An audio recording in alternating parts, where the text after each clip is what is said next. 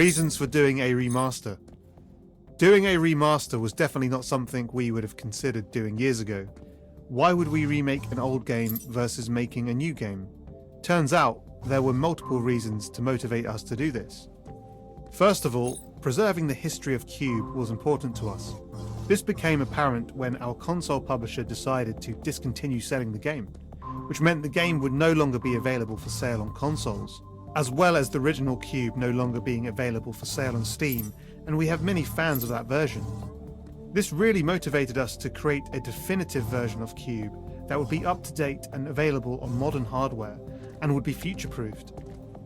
This version would include Q.U.B.E, Q.U.B.E Director's Cut, other Easter eggs, this commentary, and a whole new sector of puzzles, bringing at least 4 hours of new content to the table. Another reason is that these ideas came up 18 months before the 10-year anniversary was coming up, and so we thought this would be a good time to release a remaster.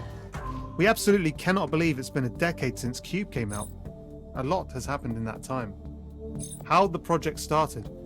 Q.U.B.E began life in 2009 as a student project at Newport University in South Wales, UK. We were originally going to use the Source engine, but decided to move to UDK, which is a free version of Unreal Engine 3. As it was being taught in our class, and given none of us were coders at the time, it offered a visual scripting solution, so we were able to make the game without traditional programming knowledge. Whilst the game was purely going to be for our individual portfolios to go and get jobs in the games industry, it turned out we were actually sitting on what would become a commercial indie game. Thanks to encouragement from peers and lecturers, we put the game up on ModDB, and it had 10,000 downloads within a couple of weeks. Immediately, we felt like we were onto something. Soon after this, we met with the co-founder of Epic Games, Mark Rain, who thought the concept was great. We then secured funding from Indie Fund, composed of fellow puzzle game designer Jonathan Blow and other indie veterans, and were able to begin. What improvements did we make? We really listened to the community and wanted to fix stuff that was broken before, or remove stuff that just wasn't fun.